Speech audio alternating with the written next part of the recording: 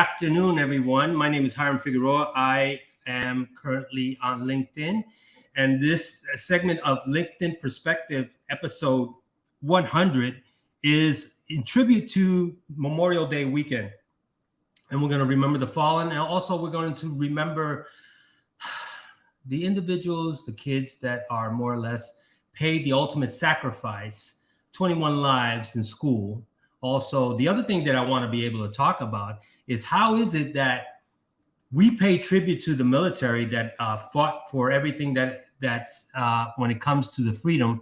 But when it came to the kids in Uvalde, Texas, they waited an hour to even, breach the door and to neutralize the terrorists. Well, I have my guests here, Tom Ash. And Tom, why don't you share with the people who you are and what you're all about and how we connected? Go ahead. Well, I've been in financial services for a long time, and but I'm the son of two parents who raised us that right is right, wrong is wrong. Mm-hmm. And mom used to carry me in a picket sign back in the 60s, and dad went to Berkeley. Mom graduated from Stanford, dad from Berkeley, so you knew they were going to get divorced. It just doesn't work. But right. In any event, I started connecting with a lot of folks on LinkedIn, and see the value of LinkedIn. But I also, being in the business world, I've seen, bad training and bad things happen.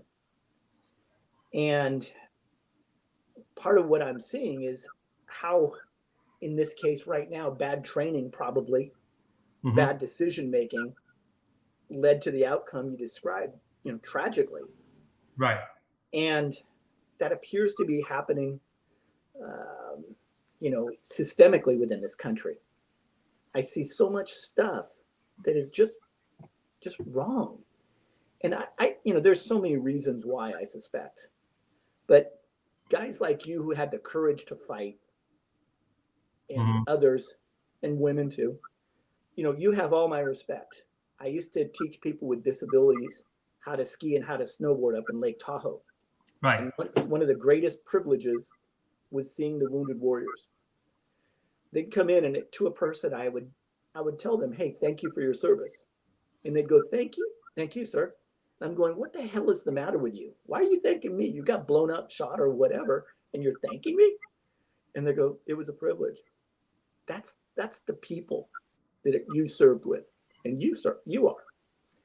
And that needs to be applauded. And those that had the courage to, jump into the fire, just impressed the hell out of me.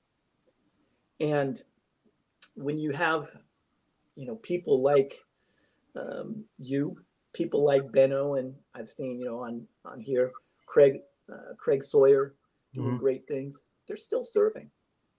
They're being of service. I know you advocate for veterans with mental issues and everything else. And I know Ben does it passionately.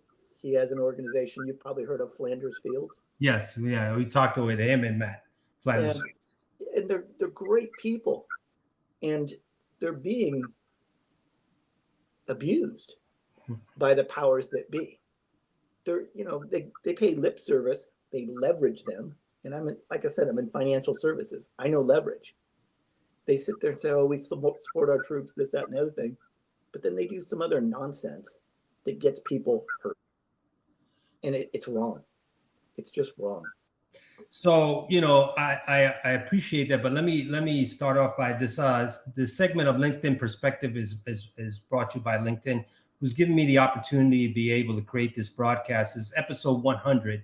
And I want to make a tribute to a schoolmate of mine that had 4-stage cancer. We've known each other for 50 years, right? Her name is Magda Silva, her husband, Miguel. They live in Tennessee. I spoke to her brother today, and there's nothing like, when you grow up with people in school and it's 50 years of a long relationship, you consider it as a family, and people don't understand that. And so if you like the segment of LinkedIn Perspective, share it, like it, tag it, more or less appreciate it. It's also subscribe it on YouTube. You can copy the link and share it with everybody else. Also, we're going to be able to talk about is why is it that on Memorial Day, we have 21 lives that lost today, that pretty much 2 teachers, right? The father of a teacher and children under the age of 12 that paid their life for domestic terrorists for some child that was old enough to buy a vehicle, but old enough to buy a weapon, but not old enough to drink, right? The other part is that when we're talking about, and nothing against the law enforcement, my concern is that when you have a situation with innocent lives, why is it that it took over an hour, to close to an hour, to breach and to neutralize this suspect? I don't want to give the person's name, but here's the thing, right? They all paid for their lives. So we have our priorities mixed up. And with today's situation with the gas prices, like here in California, it went to $7.50 Memorial Day weekend. So I'm doing a stay vacation with the dogs that I have back there while my wife is working. But nevertheless, this is the day of remembrance for the fallen, right? We got to remember that everybody that served, and as you stated, Tom, thank you for your service. It's very polite. And I just want to be able to educate not only yourself, but others in a very constructive way where thank you for your service is very kind, that's very noble. But at the same time, it's pointless because a lot of us veterans like myself have gone through some changes, and I support and I am an advocate for veterans' rights and for mental health, and especially combat PTSD and CPTSD, which is chronic PTSD that has been able to be traumatic childhood that elevates into other forms of PTSD. I was diagnosed with this about 5 years ago. I've had this for 32 years.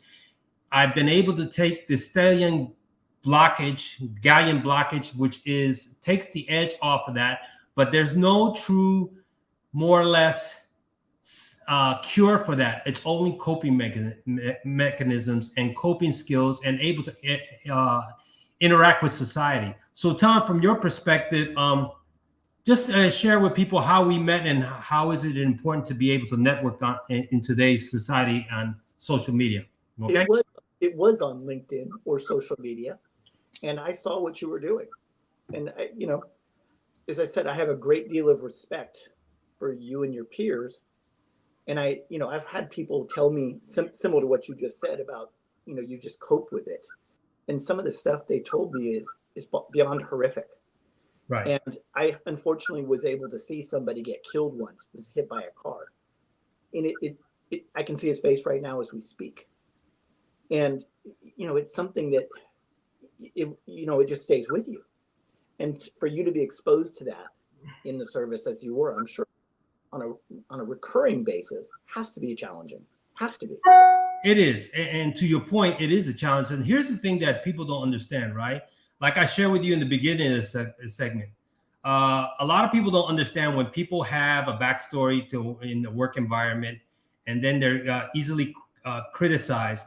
To my point, I have a certain situation right now where somebody's half my age, and it's telling me I suck as a government employee, but the person hasn't been long enough to even be exposed to any of the combat situations or real life situations to be battle tested. So that's a form of discrimination, and that's a form of discrimination in a number of levels, right? You don't respect the person because you don't know the true backstory of their mental or spiritual health. You don't know as you're just profiling because you're just insignificant and you're all about yourself, right? So how can you be a true leader? There's real leaders, and what my brother told me over the phone is what we call paper leaders. Paper leaders is pretty much they document everything, they micromanage you, they profile you, they create a paper trail. But when it comes to a face-to-face conversation, they do passive-aggressive, narcissistic, minion-driven tactics to show that they're valuable, right? So now how does this play into Memorial Day? It plays significant. You've been a supporter for the veterans, right? I support the veterans as well. A lot of people are currently enjoying their 3-day weekend based on what? The sweat equity and the lives of combat veterans way back when. We can go World War I, II, Korea, Vietnam, Persian Gulf, the Cold War, Iraq, Afghanistan. all those situations right now. But the biggest thing that people don't understand is that, what are you doing to help us out? You're not, right? I see people that are enjoying themselves, but when they see somebody as a veteran, right, or they see the homelessness, and I'm sure you've seen it. I've called out some homeless people that, hey, I'm a veteran. And I said, oh, really? How come you haven't gone to the VA? Well, some of them, to your point, Tom, choose to be homeless because they don't want to deal with society. Now, as you're a financial professional, wealth management, explain to the people how that financial situation can create, stress as well, especially for the veteran community. Well, the veterans communities, I've had clients come in who are veterans. One comes to mind, of all things, had a standard poodle as his service dog to help with him with his PTSD. Right. And they just, the stresses of everyday life are precluding them, or excuse me, are making it such that those same issues that they confronted or led to their challenges now are paralyzing them from making the correct decisions. And you mentioned coping. Some of these people aren't coping, and it's a testimony to you that you're here now, still coping and trying to inspire people, saying, hey, we can do better. I love that. I really do. And unfortunately, some people are not able to have the mental tenacity, or whatever the case may be, to do what you're doing and or succeed or flourish in life. And it's such that you want to grab them by the scruff of the neck and say, hey, I got you, man, let me help you. Yeah. They don't want you to. Yeah.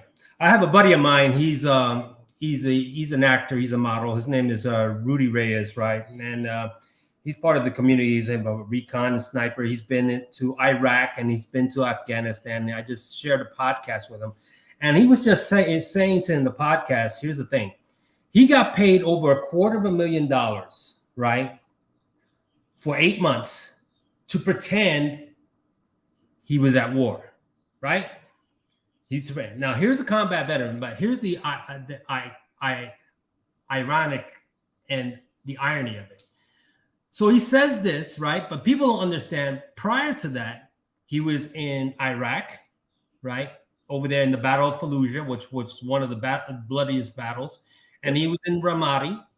And he was in combat. And he was making statements of how it pissed him off that here I am making $250,000 to pretend I'm a veteran or in combat. But in real life, I'm out there picking body parts and scraping and wiping blood from people that he has bonded with, and has to be able to show that we able to contribute to that.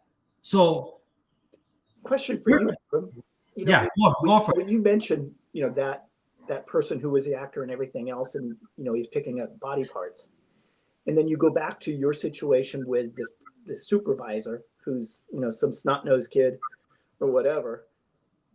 Do you get a sense that we've entered a more top-down situation in the military? Because Lord knows we see it in the private sector. So let me read this. Never forget, because of all that was given to the ultimate sacrifice and all that was still serving, we are in the United States, and we can live in a free country to be free people. I thank all the past, present, and future of all who have served and serving now, and thank him from the bottom of my heart. So getting back to your original question, you're right. The mentality of the generation has changed significantly, right? So, we'll go back to the military. The military has changed because of the times have changed. But back to your original question, right? The situation is I got somebody that's half my age that tells me I suck, right? But he quote unquote says he's in the military but never been battle tested, right? So personality conflicts, everything else, but you want to claim that fame that you're a veteran.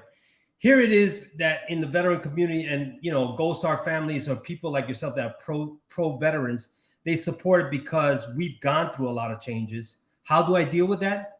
I deal with it the best I can because I know where I stand, right? I've done a lot more. Go ahead. You realize, of course, you don't need that snot-nosed kid's validation, obviously. I mean, if you're comfortable enough, as I am, with the fact that you had the stones to serve, you did what you did, you dodged whatever, bullets or whatever was flying. So you sure as hell don't need anybody's validation, especially from some kid who basically is saying, I'm a veteran, but he was a veteran of a desk. What we call paper leaders, Tom. Yep. Paper leaders, right? There's real leaders, the leadership traits, and leadership principles. And then you have leaders that are out there that, first of all, they do the micromanaging, they paper leaders and everything else, but they have a tendency to have passive aggressive issues because of conflict resolution, right? And in Memorial Day, what we're talking about is conflict resolution, because a lot of veterans, Gold Star families, people like yourself that support the veteran community, there is conflict. There is conflict in so many ways and so many things that are happening that people they fail to understand. People out there just enjoying themselves and hey, I got a 3-day weekend. But like myself, right? I'm not going to any barbecues. I've been diligently posting everything as much as possible to show society that this is not a day of celebration. This is a day of remembrance. This is a day to remember. When you go to the local cemeteries where the flags are posted out there, is like those individuals that never came back, their tombstones, that dash between the day they were born to the day they passed, speaks in volumes, and people don't understand it. And now we're in a professional world where social media is very prevalent right now. And when I say it's prevalent, sometimes we lose the connectability of, hey, what's real and what's fake, right? And people portray themselves to be a superhero until we have the come to Jesus meeting like we're having right now. What do you say about that? There's those people who, the term for it, I think, is walk the walk as well as talk the talk.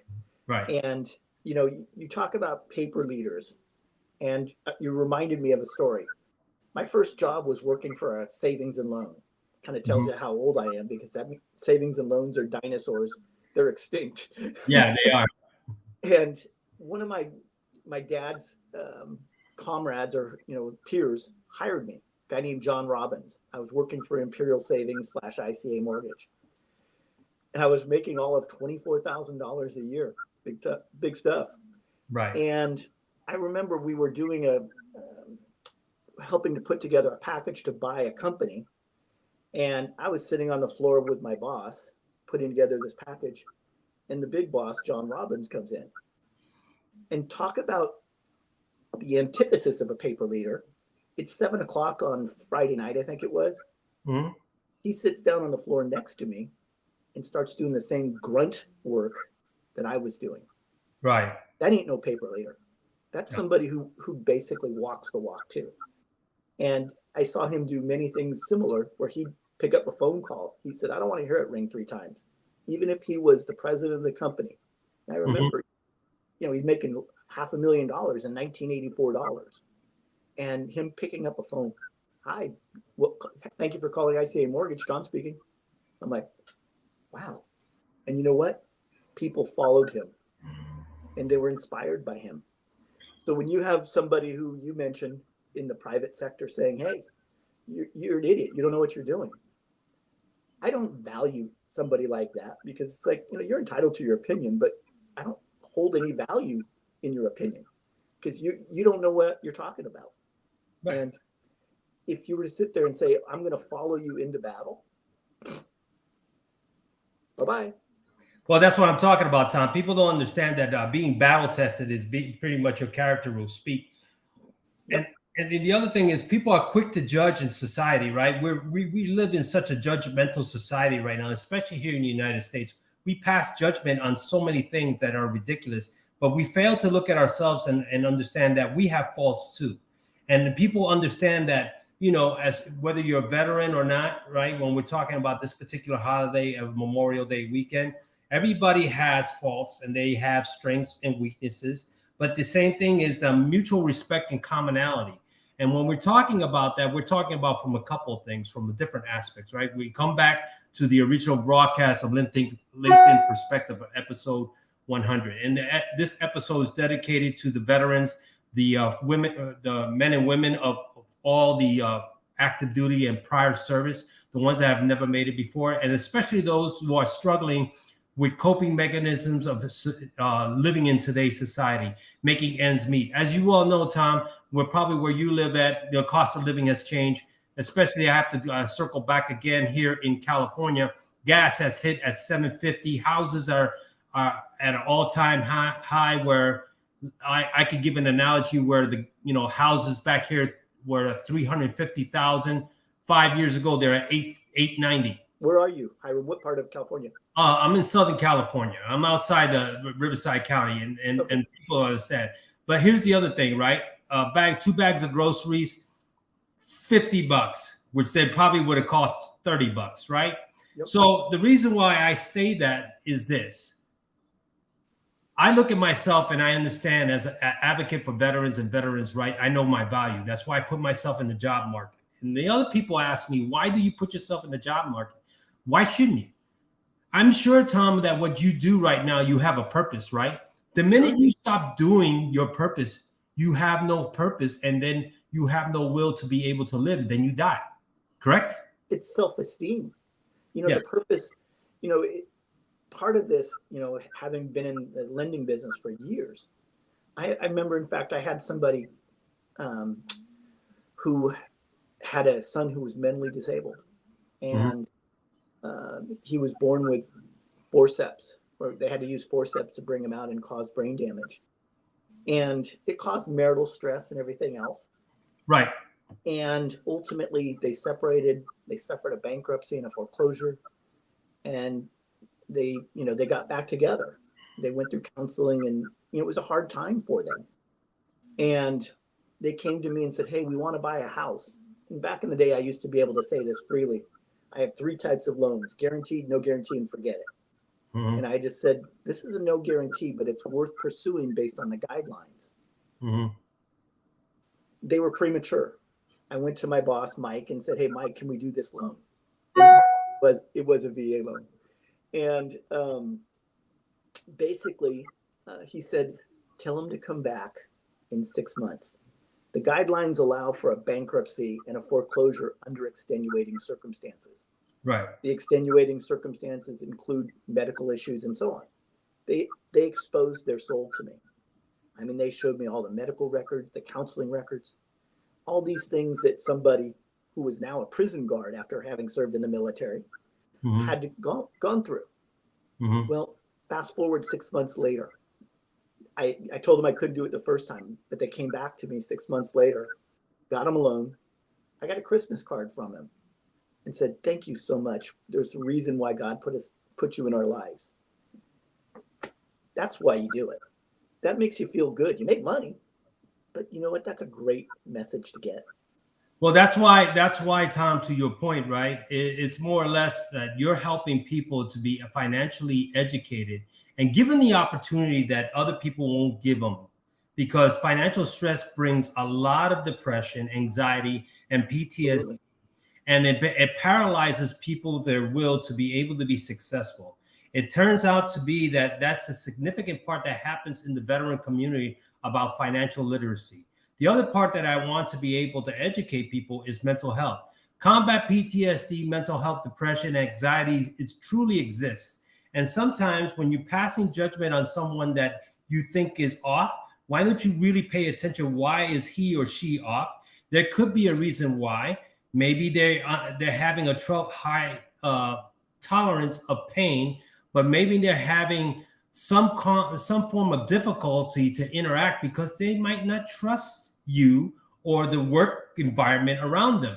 And now they want to be functional to be able to be producing a lifestyle, but then again, you're going to criticize. And why we're having that, people don't understand that suicide is pretty much rampant in society. People are just killing themselves left and right.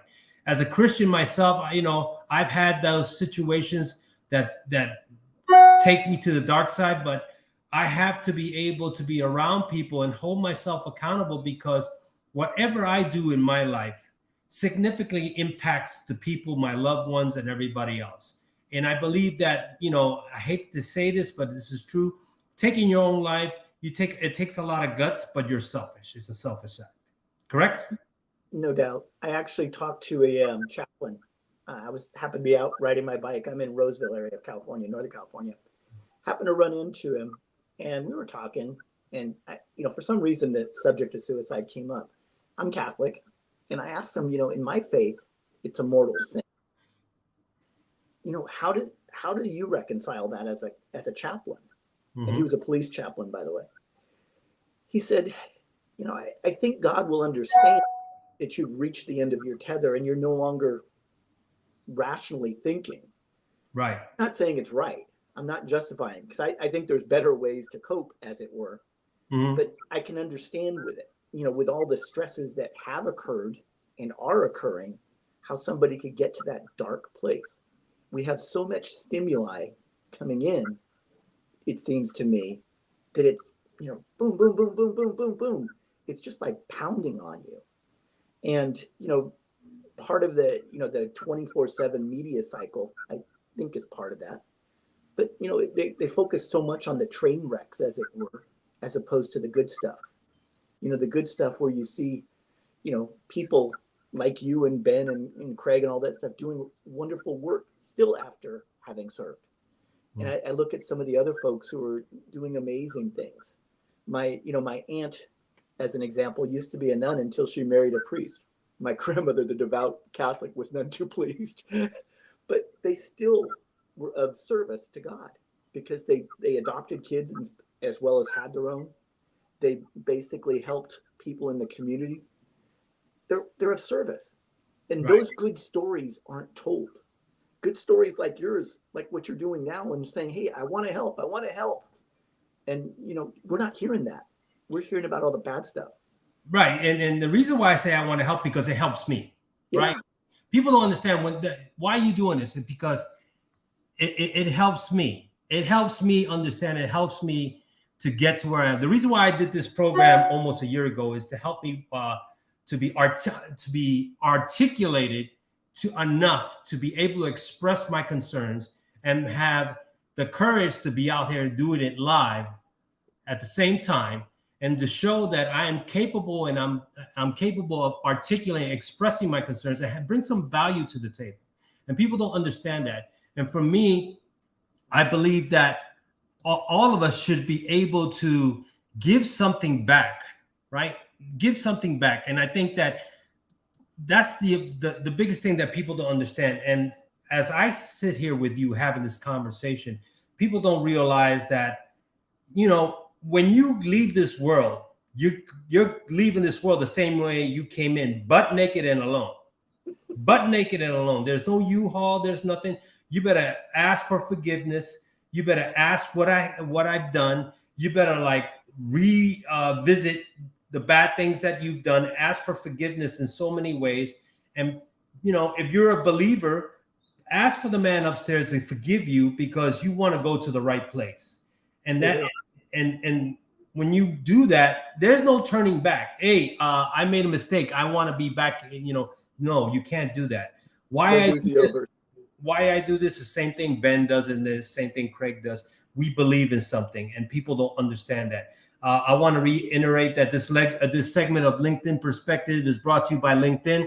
It's monitored by the Trust and Safety Committee of LinkedIn. It's also broadcast live on Facebook and on YouTube. If you want to subscribe to this channel, share it, like it, tag it, subscribe to YouTube channel LinkedIn Perspective, and make sure you make your comments known. If you, this is only brought to you by content. I don't do this on a regular basis like I used to. I believe that content is more important.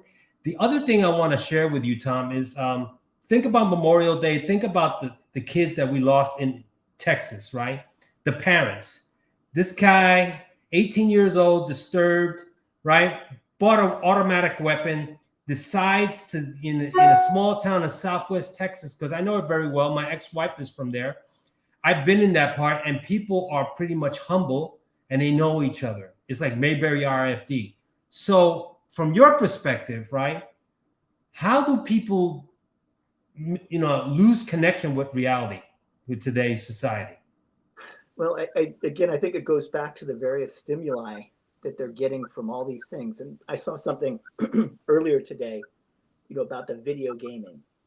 You see these video games that are so realistic that you shoot somebody and then you tee it up and do it all over again. Mm-hmm. And it desensitizes you, it appears to me. Right. There's also other influences, whether it be from school, whether it be from, just peers or whatever else, that are desensitizing people. One of the things, you were saying struck me is that there's no empathy anymore. In other words, I mean, I pride myself on listening and saying, okay, this person had something happen to him.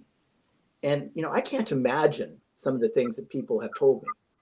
But I try and understand and say, I'm no better, no worse, but how can I help? And what it comes down to, I mentioned that I was working up in Tahoe teaching people with disabilities. I tell everybody tongue in cheek, I do it because I'm a selfish jerk, not because of what you got from it. I got more. Mm-hmm. I see these people, one guy, Anthony, he lost a pelvis, an arm, and an eye, and he was trying to ski. He's like 6'2", 6'4". He was in Iraq or Afghanistan. I can't remember which. He could barely walk.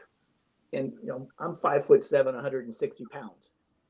I would have to put my hand on his chest so he could walk off the ski lift. Mm-hmm. Then I'd help him put the boots on. Remember, he doesn't have a pelvis, so he couldn't press down very well. And he was a very quiet, mild-mannered soul. By the end of the day, he was smiling and joking, and he came out. And it's, he saw something in himself he didn't know he could do before. And, he's going, oh, thanks, man. That was awesome. And I said, thank you, man. It was so much fun to see you do it. And that's inspiring for those of us who help people like you and, maybe those other ones who come out of their shell a little bit. Makes me feel good. What you get out of it, it's up to you. But if we could get people to empathize and say, you know what, now I get it. I really understand better. And they can say that I want to help fix this because, again, I don't think I'm better or worse than you. In fact, I think I'm worse because I didn't have the guts to go enlist. Well, that's not the case. Here's the biggest thing that I learned, right, for me as a veteran.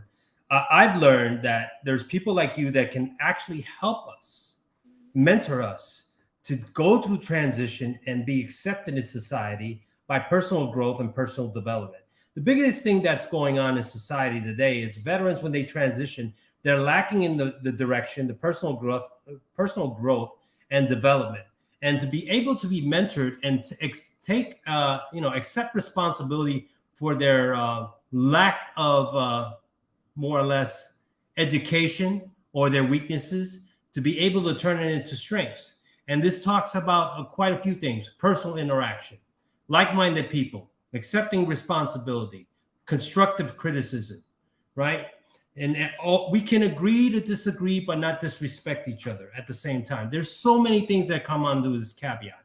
But the biggest thing, as you stated today, right, that is the most important thing, is the lack of humanity. And I have to circle back in Uvalde, Texas. Southwest Texas, a lack of humanity. We had law enforcement, first responders out there, and they sat there parked. And I've been watching this. They parked themselves for anywhere from 45 minutes to an hour. They didn't go in there. They were weaponed. They're armed. They're post-certified. They didn't breach. They didn't do anything else. But 20, kids, innocent lives. How do you respond to that? Now, the president. Yeah, go ahead. I'm sorry. I was answering your question. I thought you were done. No, go ahead. It comes down to training. In other words, I mentioned to you or asked you the question, when you have a top-down approach, as opposed to one where you, in the days past where I read, you had a lot more latitude as a enlisted person or somebody in the field to make a command decision saying, we got to go, we got to do this. Now we have this bureaucratic stuff that says, well, wait a minute, we got to wait for the supervisor to show up. He's out to dinner with his wife or lunch with his wife or some crap. Yep. And you know what? If you are trained, you better have faith in that training and say, get it done. And that's the most important thing that I take away from this. I don't want some guy, and Stuart Scholler's been talking about accountability. I want accountability in the sense that let these guys go. There was no time to waste. No. Whether one life would have been saved versus that 21, maybe it would have been 20, maybe it would have been 19. I don't know. But damn it, let them go. Well, to your point, right? What burns my butt is that we had innocent kids that were calling 911 to ask to be saved, right? Yep. And law enforcement didn't do it. Well, yeah. More importantly, why? The whole thing, and it goes back to Memorial Day, right? And here's the parallels to this. When I signed up in the Marine Corps, I was 17, 18. I joined.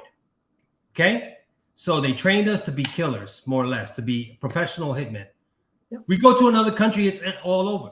But now we have a situation where we have domestic terrorism right before Memorial Day weekend, right before summer break, and we lose 21 lives. Because, yes, we have the right to bear arms, but at the same time, we didn't take action like we would normally take action in combat. Does that make sense? It absolutely does. So where's the manual, and who the hell wrote the manual that says you have to stand down until such time as, Joe supervisor or Jane supervisor shows up? This isn't about a manual. Manuals don't account for life. They account for certain situations, and they hopefully give you the training. But at some point in time, you've got to have faith that the training you give somebody, whether it be at a bank, an insurance company, or in law enforcement. And unfortunately, the other problem that I think comes about is, my mom's a retired DA, as I told you. They're under siege as well. So I've got to be empathetic here and say, well, I don't want to be charged with, maybe injuring an innocent bystander because some attorney is going to sue me for this. And we're basically handcuffing ourselves in both directions. And it's, again, we're a great society, great citizens, great people. Right now, we've got some leadership, and I'm going to not name either party. I'm just going to say from both sides, we got issues. They're failing miserably. So, here's my philosophy in this, right? To your point, I've always been trained, and I've always thought of this in stressful situations. You do it, and you ask for forgiveness later. Okay. Yep. That's how you do it. You do it now and you ask for forgiveness later. 9 times out of 10, it works. But at the end of the day, your gut instinct is to be able to do something that you can't take back because you second guess. And here's what's happening. We're looking bad in society. Again, it's Memorial Day weekend. We're talking about the veterans, but 21 lives are lost because we didn't do the job that's expected. But when it came to a combat situation, we did it, but we'll be penalized for war crimes. Well, what's interesting is that, as I understand it, the local law enforcement stood down, and then a special unit from the Border Patrol intervened. Yeah, all right. Yeah. And you sit there and you go, okay, you guys have all this training as local law enforcement, and you're holding people back. You're getting calls from people, and you're waiting for a federal agency that took an hour, 45 minutes, whatever, to get there. Right. Or they were held back for some reason. I'm not sure which. But at the end of the day, why in God's name are we training these people if we're not going to use them?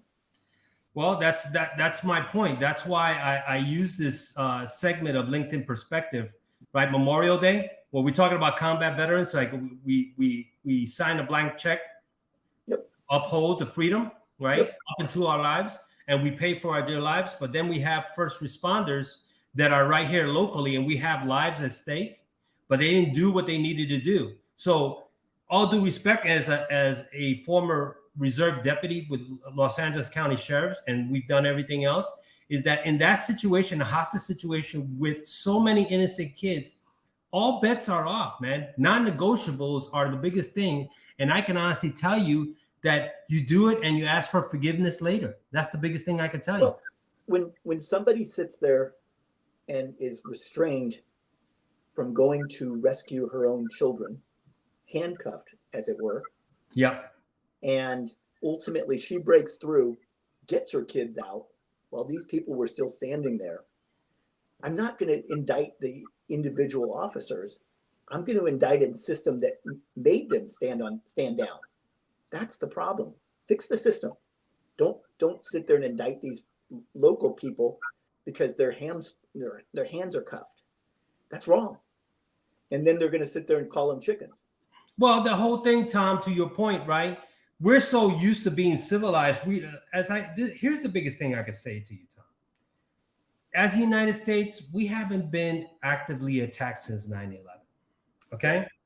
Thank So, God. so think about it. When 9/11 happened, patriotism, all this stuff. Let's stick together. Let's respect each other. Guess what? 20 years later, when we pull out of Afghanistan, all hell broke loose. And guess what? You know what started it? All due respect, rest in peace, the George Floyd situation, right? George Floyd situation, one bad cop ruined it for everybody, pretty much. Defund the police, do this, and law enforcement. And I can understand from that point on that law enforcement second guesses stuff because they don't want to get sued or fired, right? And how many times back then, when law enforcement is doing their job, they're constantly being recorded on social media or putting it live. Yep. So I get that. But here you have a situation where there's 21 lives in a small town in Southwest Texas where everybody knows each other. It's like Mayberry RFD, right? So you would think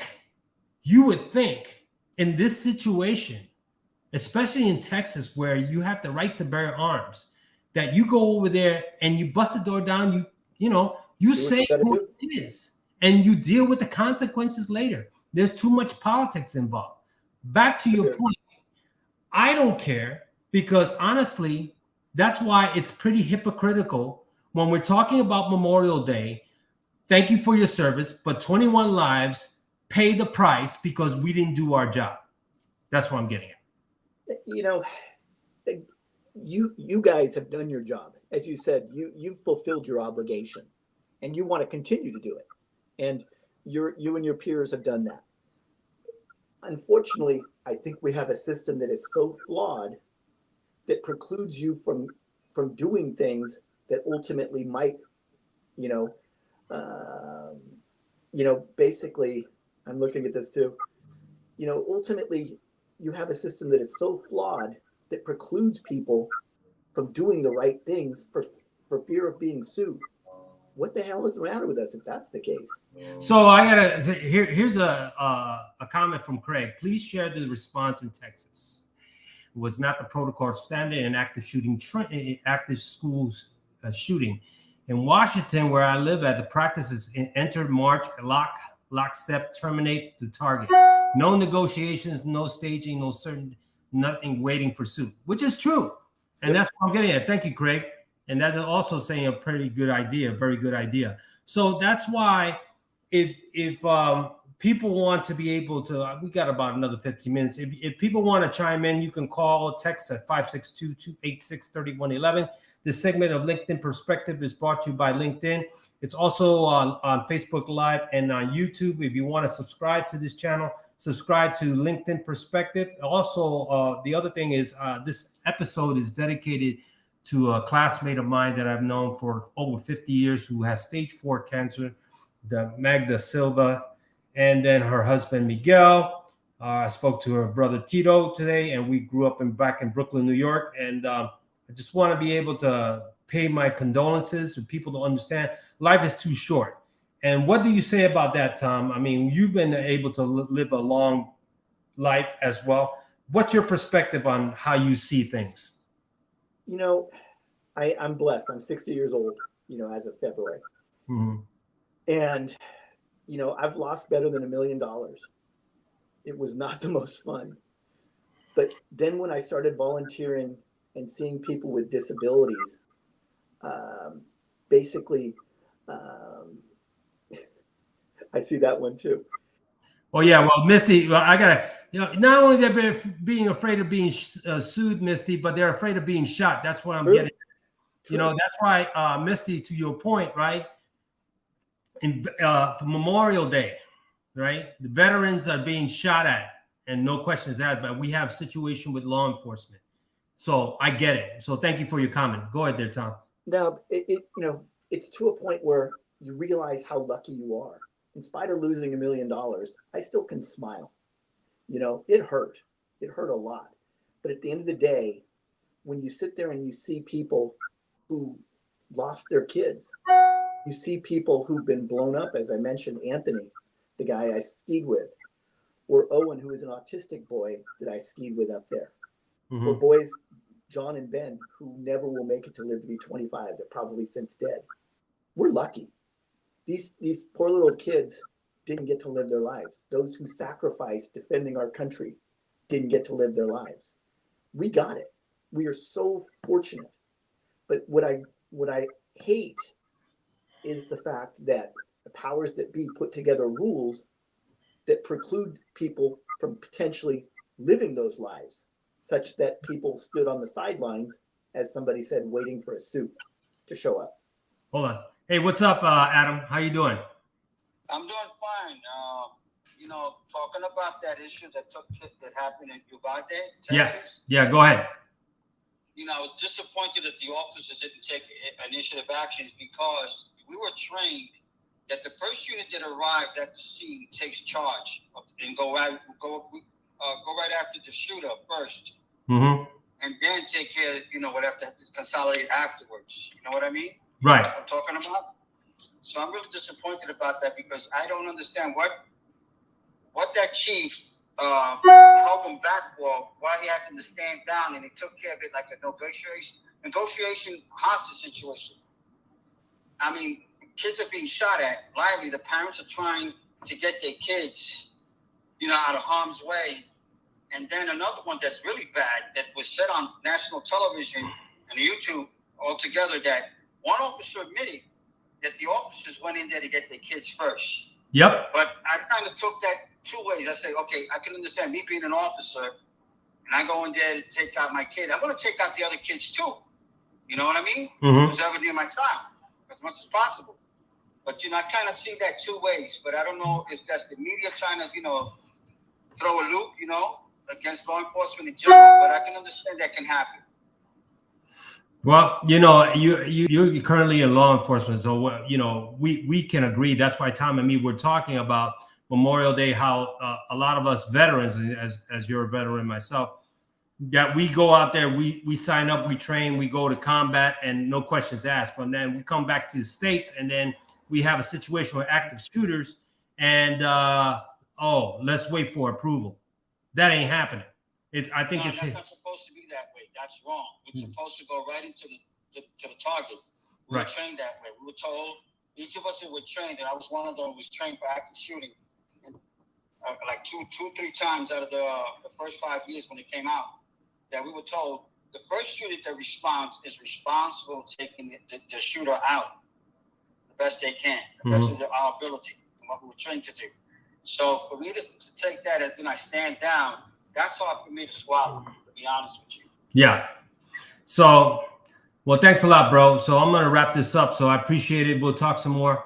So Tom, any closing comments for Memorial Day? And I know you don't like this, but I'm going to still say it. Thank you. But thank you for the service. You're still being of service is my point, because I don't say it just because it's, trite. I sincerely mean it. I hope, I know what you said and I get it. But for those of us who recognize what happens and what you do and what the cost you continue to pay, right, I really appreciate it. I mean, I know how hellacious it must have been. And, I thank God that you had to do it, as opposed to me. I'm not equipped. I know this. So, hey, Adam, lastly, if you're still here, any closing comments for your end? My end is people need to be educated what Memorial Day means. A lot of people, like I was trying to put in the comments, that an individual yesterday called me, yelled out to me, happy Memorial Day. And I luckily I was in good spirits. Not one of those veterans, to go off the wall and start to say that. But I corrected that individual, and it happens to be a law enforcement officer, believe it or not. And I told him what Memorial Day means to a veteran of the armed forces in general. Mm-hmm. So a lot of people don't understand that, but the biggest thing that people need to understand is this, right? That Memorial Day today, especially in 2022, is pretty much hypocritical because we lost 21 lives. So it doesn't take away of what's happening in today's Memorial Day, because we have a lot of comrades. As I support the Marine Recon Foundation, Force Recon Foundation, Recon Sniper Foundation, the Marine Raider Foundation, for all the special operators that understand that, been able to do the quiet, professional techniques that we've been trained to do and support. So with that being said, I want to thank you, Adam and Tom, for everything that's going on. If you like this segment of LinkedIn Perspective, episode 100, like it, tag it, share it, subscribe to the YouTube channel, LinkedIn Perspective. This is in honor of Memorial Day. This is not a day to just party, as a lot of people do. It's a time to remember the fallen. Also is a dedication to a childhood friend of mine that is, dealing with hospice right now, 4th stage cancer. Thank you, Craig. And people that don't understand, your life can be taken at any time, and people don't understand that we're not here forever. If you have a purpose, do it. Give something of yourself that people can remember, right? Leave a legacy to the most part. So with that being said, Semper Fi, always beside you. And thank you very much. Stand by, Tom. Appreciate it.